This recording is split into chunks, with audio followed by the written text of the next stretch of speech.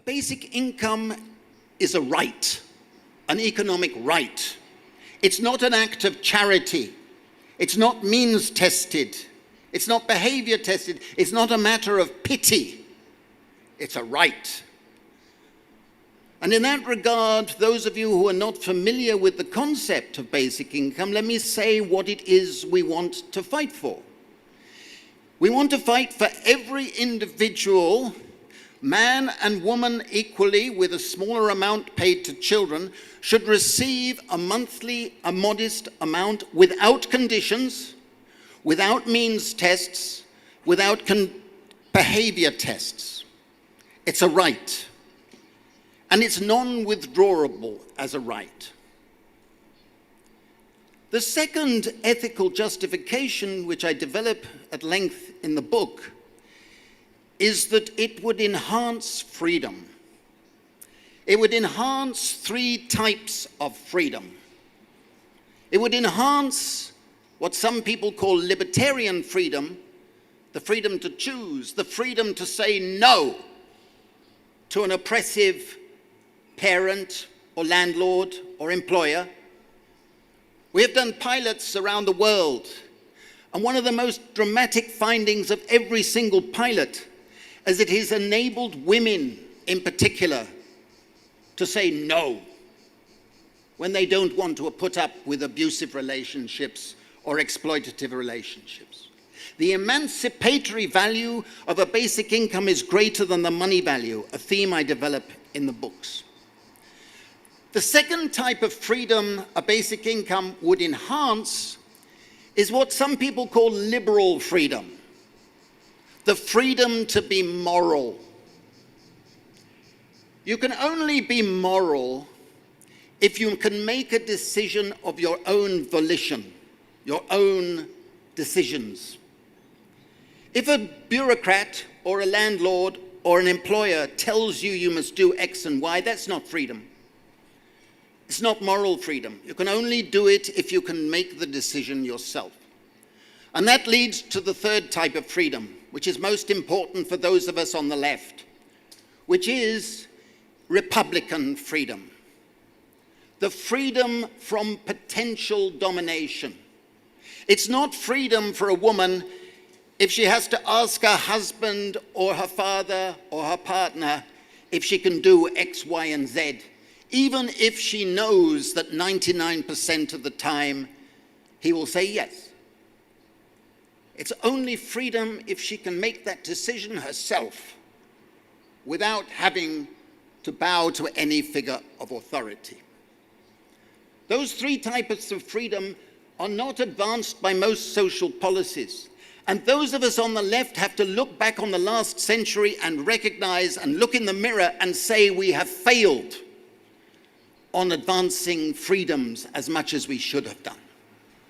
And the third ethical justification is that a basic income, even if it's less than subsistence and only a modest amount, gives people a sense of basic security. Basic security is a human need. It is also a public good in the sense that if you have basic security, it doesn't deprive me of basic security. And if we all have basic security, the value to everybody goes up. We have seen that in communities where we've done basic income, the sense of security increases. And what psychologists have taught us is those people who are facing insecurity suffer a diminishing mental IQ. The mental bandwidth shrinks. And therefore, it is not acceptable to say that people have to behave responsibly if they're living in chronic insecurity. And that leads to my final few comments. I may have taken longer than I should. Thank you for allowing me. Which is the economic imperative. Today, we're living in a transformational moment of crisis, where neoliberalism has bred rentier capitalism. In one of the books, I have a few copies available, I've argued that we have moved beyond the neoliberal age into an age of rentier capitalism in which more and more of the income flows to the owners of property, physical, financial, intellectual. And in the process, the functional distribution of income is getting worse and worse and worse, and there are no policies reversing that. And we have a new class structure that's emerging with the precariat, the main mass class, people living in chronic insecurity, on the edge of debt, living bits and pieces lives, looking for a new politics. And what I've done is say, recalling from William Beveridge. Some of you may know that William Beveridge wrote a famous report in 1942, which shaped the welfare states after the Second World War. And in his report, on page 2, he said, our challenge is to kill 5 giants. The giants of disease, idleness, ignorance, squalor, and want. We haven't killed those 5 giants. But today we are confronted with 8 modern giants. And progressive politics has to challenge and weaken all of those 8 giants. I don't have time to go into all of them, but I will merely mention them chronologically or whatever. Inequality is a giant. If basic income is designed properly, it can help reduce inequality. Insecurity is a pandemic, even before COVID struck us. Millions and millions of people are living in chronic insecurity, and that chronic insecurity is fundamentally about uncertainty. The third giant is debt. What made the pandemic so much worse last year than the Spanish flu 100 years before was that private debt, corporate debt, and public debt were all much, much higher than they had been at that time. We have a fragile economy. Debt is a curse for millions and millions of people. And that leads to the fourth giant. Before COVID, we had a pandemic of stress. Stress, which is leading to deaths of despair, suicides, rising morbidity, social illnesses, use of opioids. We need a strategy for reducing stress. The fifth giant is precarity. And precarity doesn't mean the same as insecurity. Precarity means you have to ask for favors from everybody. Bureaucrats, landlords, employers, parents. You are a supplicant. We need to reverse that.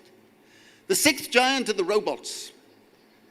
I get invited to Silicon Valley to talk about this subject, and they think the robots are going to remove all our activities. I don't believe that. But what I do believe is the technological revolution is worsening inequality, worsening insecurities, and is more disruptive. But it's the seventh giant, which I think is going to prove decisive in mobilizing those millions of people in favor of basic income.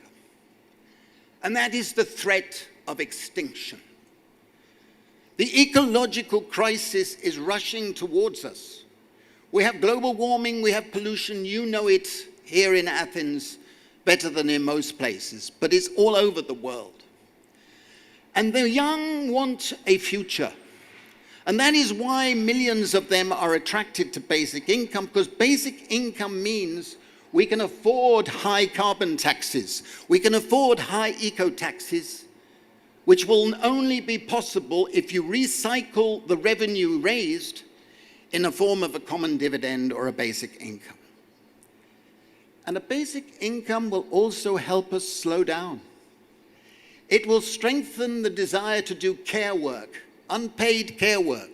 We go through our lives wishing we had spent more time looking after our mother, our father, our children. If you have basic income, you don't chase jobs. You can spend more time in care. And that is ecologically what we should be doing. And the final point is this: the eighth giant is the threat of neo-fascist populism. We were very fortunate in one respect, that bloody Trump was not re-elected because of COVID. It's a sad reflection on reality, but he would have been re-elected. We got away with it just. But there are other Trumps waiting to play on the fears of people who are insecure, fears of people who don't have a future. We need a progressive politics far more desperately today than ever before if we are going to defeat the threat of neo-fascist populism. I urge all of you to think positive. We can afford it. It won't reduce work. There are objections I dealt with in the book are prejudices, not real objections. But I urge all of us to think more constructively about how we give income security to everybody. And that's what it's all about. Thank you very much for listening.